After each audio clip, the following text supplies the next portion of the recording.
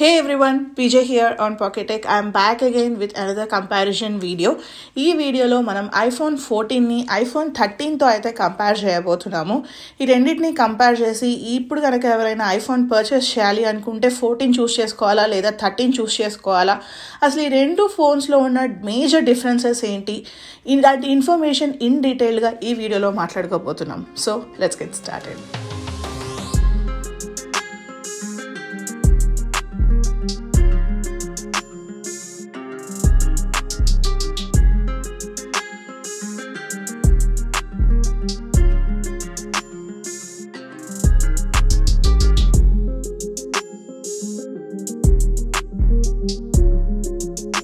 డిజైన్తో స్టార్ట్ చేసుకుంటే రెండు ఫోన్స్ కనుక పక్కనే పెట్టి చూస్తే 14, 13కి అస్సలు డిఫరెన్స్ ఉండదన్నమాట.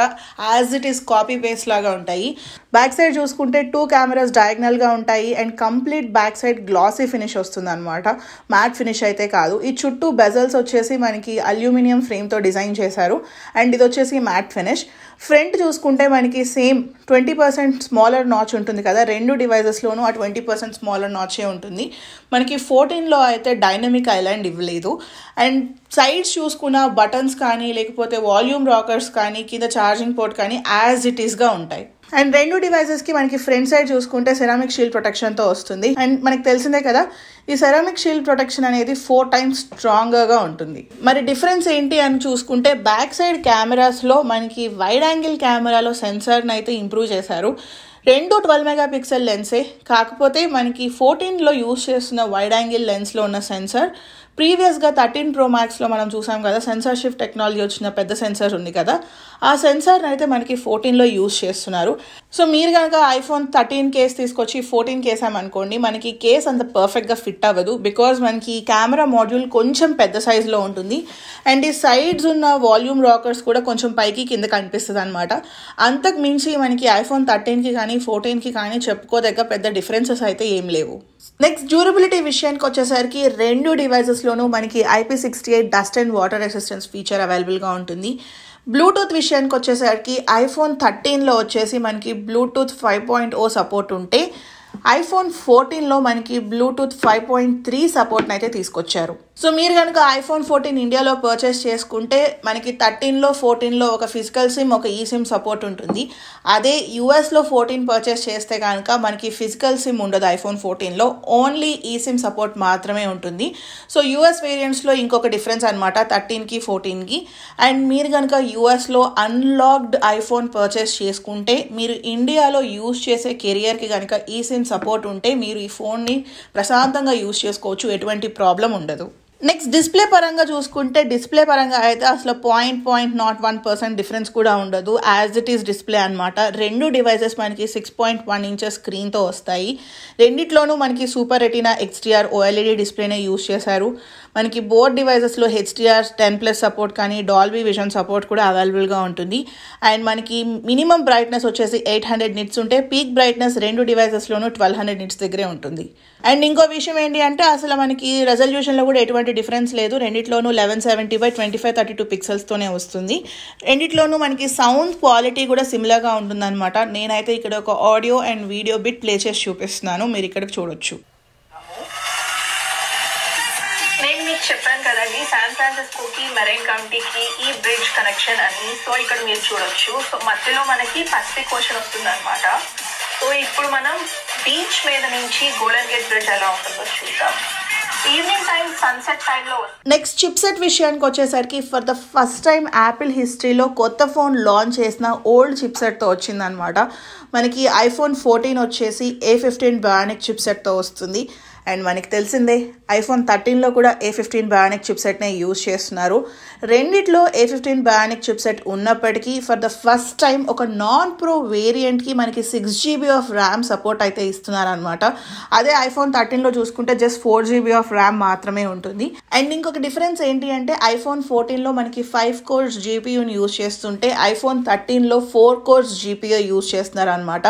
ఇక్కడ జరిగిన చిన్న డిఫరెన్స్ ఏంటి అంటే ఐఫోన్ 14లో మనకి A15 బయానిక్ చిప్సెట్ ఏదైతే యూజ్ చేశారో ప్రీవియస్గా మనకి ఐఫోన్ 13 Pro Max చిప్సెట్ ఉంది కదా, దానికి ఎట్లాంటి కాన్ఫిగరేషన్ అయితే ఉందో సిమిలర్ కాన్ఫిగరేషన్ మనకి ఒక నాన్ ప్రో వేరియంట్లో అయితే తీసుకొచ్చారు.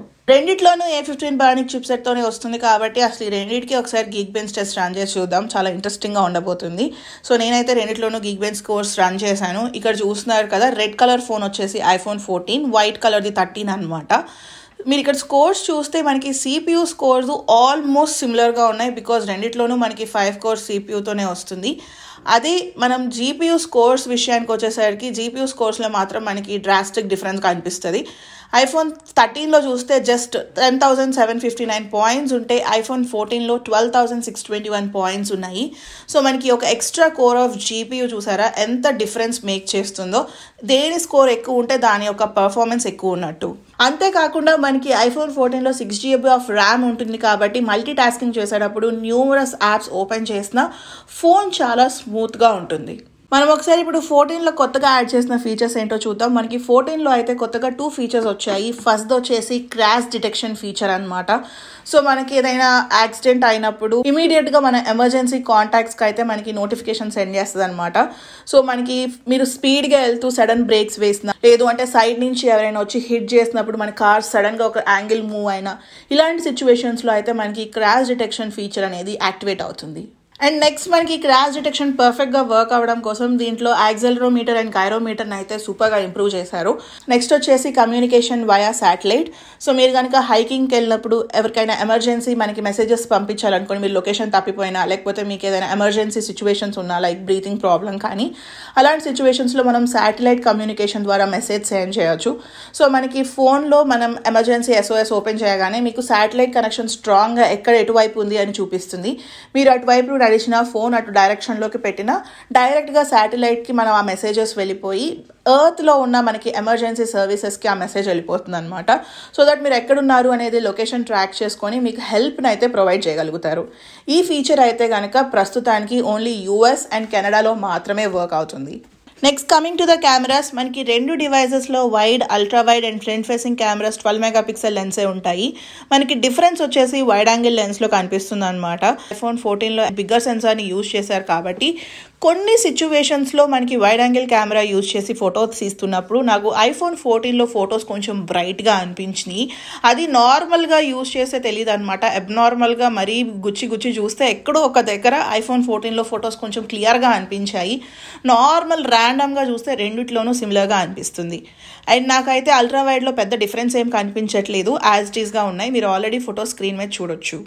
అండ్ నెక్స్ట్ వచ్చేసి మనకి రెండు డివైజెస్లోనూ ఫోటోగ్రాఫిక్ స్టైల్స్ అయితే అవైలబుల్గా ఉంటాయి. తెలిసిందే కదా, కూల్, వార్మ్, వివిడ్, బ్రైట్ ఇలాంటి 5 ఫోటోగ్రాఫిక్ స్టైల్స్ ఉంటాయి. రెండు డివైజెస్లోనూ మనం ఆ ఫోటోగ్రాఫిక్ స్టైల్స్ని అయితే యూజ్ చేసుకోవచ్చు. So next coming to the front facing camera, రెండు 12 మెగాపిక్సెల్ లెన్స్తో ఉన్నప్పటికీ iPhone 14లో మనకి ఫ్రంట్ ఫేసింగ్ కెమెరాస్లో ఆటో ఫోకస్ని ఇంప్రూవ్ చేశారు. సో మీరు ఒక గ్రూప్ ఆఫ్ పీపుల్ ఉండి ఫోటో తీస్తుంటే కనుక iPhone 14లో తీసుకుంటే మీరు ఒక 6 పీపుల్ ఉంటే 6 పీపుల్ ఫేసెస్ చాలా క్లియర్గా ఉంటుంది. అదే ఒకవేళ iPhone 13లో 6 పీపుల్ నుంచొని కనుక ఫోటో తీసుకుంటే లాస్ట్లో ఉన్న వ్యక్తి మనకు కొంచెం బ్లర్ అయిపోయినట్టు కనిపిస్తారు. ప్రస్తుతానికి మేమంత గ్రూప్ ఆఫ్ పీపుల్ లేము ఇక్కడ, అందుకే నేను టెస్ట్ చేసి చూపించలేకపోతున్నాను. టైం వచ్చినప్పుడు ఇన్స్టాగ్రామ్లో అయితే పోస్ట్ చేస్తాను. So follow me on Instagram as well. Next video recording విషయానికి మాట్లాడుకుంటే 4K వీడియోస్ రెండిట్లోనూ 24, 30 అండ్ 60 FPSలో షూట్ చేసుకోవచ్చు. అండ్ ఇక్కడ ఒక చిన్న డిఫరెన్స్ ఏంటి అంటే సినిమాటిక్ మోడ్లో మనం ప్రీవియస్గా iPhone 13లో 1080p వీడియో మాత్రమే షూట్ చేయగలిగే వాళ్ళం. iPhone 14లో మనం సినిమాటిక్ వీడియోస్ని 4Kలో కూడా రికార్డ్ చేయొచ్చు. వీటితో పాటు ఇంకొక కొత్తగా యాడ్ చేసిన ఫీచర్ ఏంటి అంటే iPhone 14లో యాక్షన్ మోడ్ అనమాట. ఈ యాక్షన్ మోడ్లో మనం 2.8K రెజల్యూషన్లో వీడియో షూట్ చేసుకోవచ్చు. సో ఈ యాక్షన్ మోడ్ వల్ల మనకి వీడియోస్ అనేవి ఎక్స్ట్రా స్మూత్గా ఉంటాయి. మీరు ఎంత ఫాస్ట్గా వాక్ చేస్తూ వీడియో తీసినా, ఒక మూవింగ్ కార్లో వెళ్తూ వీడియోస్ తీసినా అంత షేక్ కానీ జర్క్ కానీ అనిపించదు. మీరు స్క్రీన్ మీద iPhone 13కి iPhone 14కి యాక్షన్ మోడ్స్ డిఫరెన్సెస్ చూడొచ్చు. Next coming to the batteries, మనకి బ్యాటరీలో అయితే స్లైట్ ఇంప్రూవ్మెంట్. సో మనకి iPhone 14 వచ్చేసి 3279 mAh బ్యాటరీతో వస్తే iPhone 13 వచ్చేసి 3240 mAh. జస్ట్ ఒక 30 mAh డిఫరెన్స్ ఉంది అంతే. బట్ పర్సనల్గా యూజ్ చేసినప్పుడు పెద్ద డిఫరెన్స్ అయితే కనిపించదు. ఎగ్జాక్ట్గా నాకు iPhone 13 కానీ iPhone 14 కానీ ఎన్ని అవర్స్ ఆఫ్ యూసేజ్ వచ్చింది అనేది నేను బ్యాటరీ డ్రైన్ టెస్ట్ చేస్తాను. మన ఛానల్లో already iPhone 13 battery drain test ఉంటుంది. 14 బ్యాటరీ డ్రైన్ టెస్ట్ మిస్ అవ్వకూడదు అనుకుంటే subscribe to pocket tech. Charging speeds విషయానికి వచ్చేసరికి ఎటువంటి డిఫరెన్స్ ఉండదు. రెండిట్లోనూ మనం మ్యాక్సేఫ్ యూస్ చేస్తే 15 watts దగ్గర నుంచి ఛార్జ్ చేసుకోవచ్చు. అదే third party QI wireless charging అయితే కనుక 7.5 watts దగ్గర సపోర్ట్ ఉంటుంది. కలర్స్ విషయానికి వచ్చేసరికి iPhone 13 అయితే మనకి 6 కలర్స్లో అవైలబుల్గా ఉంటుంది. Pink, blue, mid night, starlight, green and product red. అదే iPhone 14 విషయానికి వచ్చేసరికి మనకి 5 కలర్స్లో మాత్రమే అవైలబుల్గా ఉంటుంది. Blue, purple, mid night, starlight and product red. Price information విషయానికి వచ్చేసరికి iPhone 13 మనకి బిగ్ బిలియన్ డేస్లో కానీ లేకపోతే ఏదైనా ఫ్లిప్కార్ట్ సేల్, అమెజాన్ సేల్స్లో మనకి అరౌండ్ 50,000 రూపీస్కి అయితే అవైలబుల్గా ఉంటుంది. iPhone 14 వచ్చేసి మనకి కొత్త డివైస్ కాబట్టి Apple.inలో కానీ అమెజాన్లో కానీ ఎక్కడ చూసినా మనకి 80,000 రూపీస్కి అయితే అవైలబుల్గా ఉంటుంది.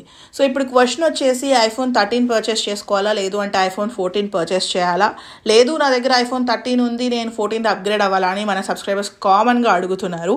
సో మీ దగ్గర కనుక ఆల్రెడీ iPhone 13 ఉంటే బెటర్ యూజ్ iPhone 13. iPhone 14కి అప్గ్రేడ్ అవ్వాల్సిన అవసరం అయితే ఏం లేదు అసలు కొత్తగా ఇప్పుడు నేను iPhone పర్చేస్ చేయాలి అనుకుంటున్నాను అంటే కనుక మీ బడ్జెట్ 50,000 రూపీస్ అయితే మీకు iPhone 13 మంచి డీల్లో వస్తే కనుక మీరు పర్చేస్ చేసుకోవచ్చు. పెద్ద డిఫరెన్స్ అయితే ఏమీ ఉండదు. లేదు నాకు యాక్షన్ మోడ్ కావాలి, నాకు కెమెరాస్ కొంచెం ఇంపార్టెంట్ అంటే నేను ప్రో మోడల్ చూస్ చేసుకోమని సజెస్ట్ చేస్తాను. లేదు మీకు iPhone 14 ఒకవేళ 55,000 రూపీస్ నుంచి 60,000 రూపీస్లో ఎక్కడైనా మనకి డీల్ అవైలబుల్గా ఉంటే you can go for iPhone 14.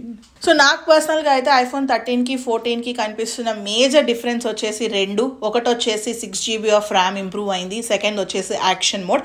అంతకు మించి నాకు అంత పర్సనల్గా అయితే పెద్ద ఇంప్రూవ్మెంట్స్ ఉన్నట్టు ఏం అనిపించలేదు.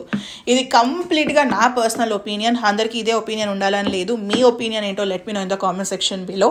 That's it for this video. మీకు కనుక ఈ వీడియో నచ్చినట్లయితే ప్లీజ్ లైక్, షేర్. అలానే ఇలాంటి మరిన్ని వీడియోస్ చూడాలి అనుకుంటే please subscribe to pocket tech. Thank you so much for watching. Bye.